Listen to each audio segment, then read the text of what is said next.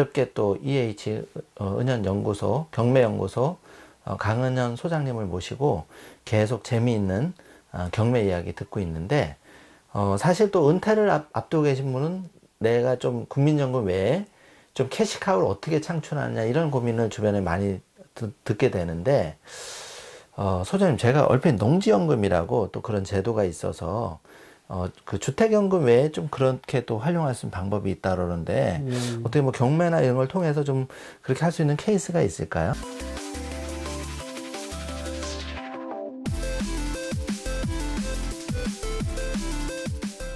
네네네. 연금 제도는 잘 좋은 거잖아요. 예. 국민연금 있고 주택연금 있고. 예. 여기는 국민들이 이제 익히 알려진 건데, 예. 좀 생소하게 부동산 관련해서 예. 농지연금 제도가 있고, 아마 향후에는 제가 보기엔 또 산지연금도 산지연금? 나올 것 같습니다. 아마. 왜냐하면 소장님한테 이미 농지가 나왔으면 산지는 당연히 시간의 문제이지 않겠어요? 예. 그래서 제가 아마 예산상에 운영상에 이런 우선순위일 뿐이지, 결국은 제일 먼저 이제 가장 많은 사람들이 소유하고 있는 게 농지니까, 우선순위에서 현재 농지는 지난 2011년도부터 이제 시행을 하고 있고, 이제 아마 산지연금도 뭐 결국 시행이 시기일 뿐이지 이제 되는 것 같고요. 이제 농지연금을 이제 뭐 말씀을 드리면, 제도 자체는 아주 좋은 것 같습니다. 농지연금이라는 제도 자체가. 뭐 소장님이나 저나 그 시골의 흙수저 출신에서 지금 그 시골에 농사짓는 부모님 세대들이 보면 다 연로하시잖아요. 맞습니다. 근데 그분들이 언제까지 그 하늘에 의존해서 땅에 의존해서만 그 수입을 얻을 수 없는데, 실제 내가 영농을 하지 않더라도 농지의 소유 자체만으로 매달 생을 마감할 때까지 매월 일정 급의 고정급이 나온다고 하는 것, 하나의 축복이거든요. 그 기능을 하는 게 바로 농지다. 그래서 저는 제도 자체는 참 좋은 제도인데, 근데 이제 문제는 아무리 좋은 제도도 운용을 어떻게 할 것이고, 이건 이제 또 다른 문제이잖아요. 그렇죠. 그래서 초기에 농지연금이 등장했을 때는 두 얼굴을 가지고 있었습니다. 정말 좋은 제도임에도 불구하고 일반인들한테 거의 알려지지 않았다라는 거. 거의 저를 포함해서 직업적으로 경매하는 저도 몰랐으니까요. 제도는 알았는데 이게 이렇게 좋은 제도인지를 몰랐던 거예요. 왜 그러냐면 우리들의 그런 편견이, 국민연금은 알아도 농지연금은 생소하고, 왜냐하면 주택연금도 시장에 연착륙 거기까지 많은 그 우여곡절이 있지 않았습니까? 하물며 주택도 우여곡절을 겪었는데 농지는 더더욱 나오고는 또 다른 세상이다 보니까 일부러 농지에 대해 연금에 대한 관심도 없었을 뿐더러 그렇게 때 기울일 이유도 없었잖아요. 여하튼 그런데 초기에는 이 농지에 대해서는 정말 농지연금이 좋은 제도임에도 불구하고 일반인들한테 거의 알려지지 않았었는데, 어느 순간에 마치 우리 경매계 MPL이 부실채권 제도가 최초의 IMF 당시에 도입했을 때는 정말 제도상으로는 최고의 상품임에도 불구하고 이런 금융공학의 시스템을 이해하시지 못했잖아요. 그렇죠. 그래서 이것을 투자자로서 접근하지 못하고 결국 외국계 투자자들의 결국 그분들의 캐시카우 역할만 해줬던 건데, 어떤 그분들의 놀이터가 된 거죠.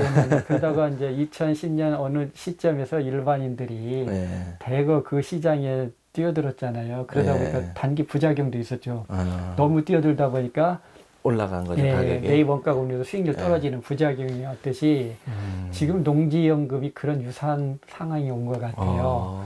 이제 초기에는 너무 알려지지 않아서 정책적으로 홍보에 열을 올렸는데, 어느 순간에 이게 농지연금의 순기능을 터득한 선각자가, 이 사람이 이제 경매 시장 이걸 이게 접목을 했는데, 경매를 통해서 농지연금은 수익률이 최고의 상품이거든요. 그러다 보니까 이게 좀 이제 부작용이 있어서. 구체적으로 그럼 그런 케이스를 좀 했냐면 어떤 게 있을까요? 그렇게 이제 지금은 이제 농지연금을 이제 저기 하려면 그 연세는 65세 이상이어야 되고, 전에도 65세 이상이지만 65세 이상이고 영농은 최소 5년 이상. 이건 과거에도 똑같았어요. 5년 이상 요건이 좀 있네요. 최소 요건이. 그 다음에 지목은 농지해야 되고, 그리고 실제 농사 이용해야 되는데 지금 이제 경매 때문에 강화진 제도가 두 가지가 나왔습니다. 일단은 내가 농지를 신규로 취득하는 사람은 65세가 넘었다고 하더라도 바로 연금을 못 받고요. 취득일로부터 거치 기간 2년 이상 있어야 된답니다. 2년 있어야 되고, 또 하나는 이제 경매 폐단을 방지하기 위해서 경작거리 제도가 도입이 됐어요. 전에는 이를테면 서울의 거주자가 아무 연고도 없는 지방에 있는 농지를 경매를 취득해도 연금 신청이 가능했는데 지금 자기가 거주지로부터 몇 킬로는 제한이 있다. 거주지의 농지이거나 거주지의 인접 농지이거나 아니면 인접이 아니면 거리상 30km 이내. 이거 리밋이 크네요. 예, 30km. 그러니까 서울 사람이 뭐 충청권 이남에는 안 된다는 거죠. 경기도 저쪽 만성 평택 이하도 안 되는 거고, 이제 이처럼 이제 이런 부분은 강화는 됐습니다. 그런데 가격적으로만 보면 이제 농지연금이 좋은 제도가 공시지가로는 100%를 인정을 하고 감정지가는 90% 중에서 선택을 할 수가 있거든요. 네. 그래서 현재 농지연금을 받을 수 있는 1인당의 상한선이 300만 원이라고 합니다. 월 300을 받을 수 있을 때 공시지가로 환산하면 1억당 한 37만 5천 원 정도 되는데 그러면 한 8억 정도 됐을 때가 그게 공시지가 8억짜리 물건이 농지연금이 맥시멈 최대치 300이 된답니다. 그런데 우리가 이제 경매를 통해서 이것을 응용을 하면 공시지가는 8억짜리인데 우리가 만약에 경매로 이걸 한 4억에 낙찰받았다.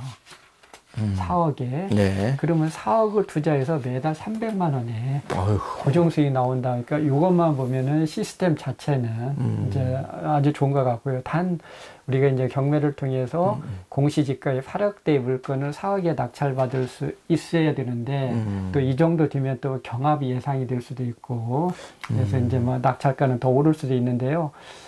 이론적으로는 제도적으로는 아직까지는 그래도 그 농지연금이 그 65세 이상의 그 연세 드신 분들한테는 노후에 계속 매달 고정적인 수익이 나오는 건 그것은 좋은 것 같습니다.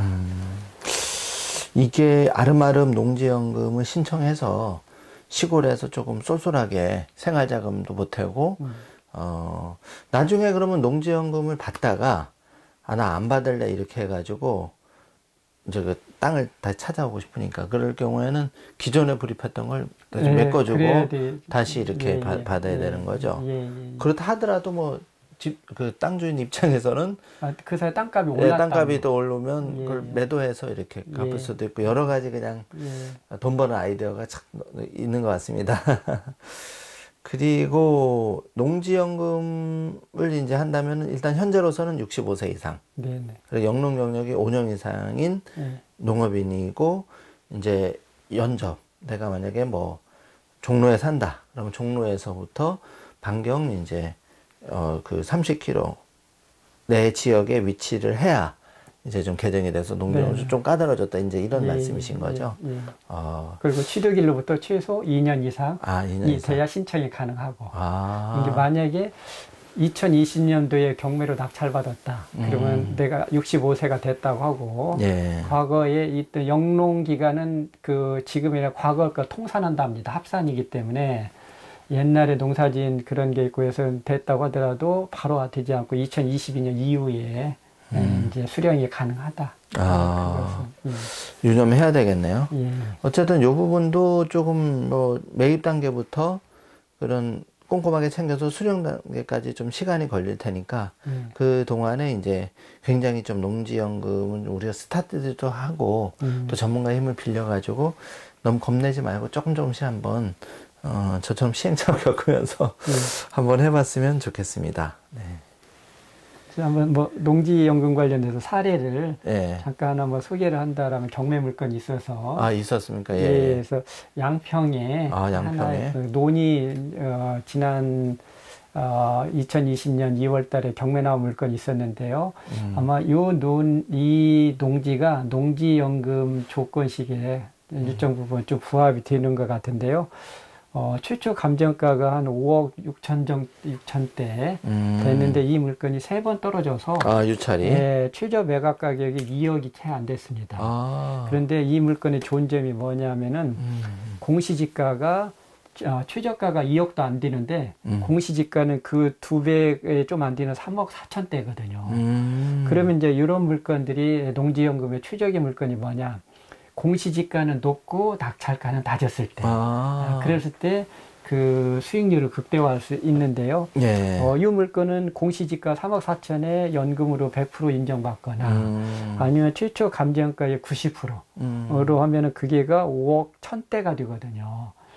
근데 이게가 2억도 안 되기 때문에 만약에 2억대에 낙찰받았다면 수익률이 최고가 되고 그래서 결국 이제 이 물건은 경쟁 끝에 낙찰은 3억 선에 됐는데 이제 3억에 낙찰을 받아서 제가 계산한 결과 이제 정확한 건 나중에 또 다른 계산해 봐야지만 이 물건은 3억에 받았을 때 농지 수령액은 하한선 이제 공시지가로 따졌을 때는 한 120만 원대에서 감정가의 90%를 보면 한 190만 원대까지 나오거든요. 네. 그러면 만약에 뭐 최저가에 낙찰받았다면 2억 투자해서 뭐 중간가격에 최소 150만 원 이상, 최대 190만 원까지 나올 수 있기 때문에 오히려 상가에서도 이런 수익은 기대할 수가 없거든요. 상가 대비. 예. 상가 우리가 좀 전에 한번 소장님과 얘기했듯이 상가 이야기도 했었는데 네. 오히려 상가의 수익률보다도 오히려 이런 물건들이 더 높을 수도 있다 하는 거고요.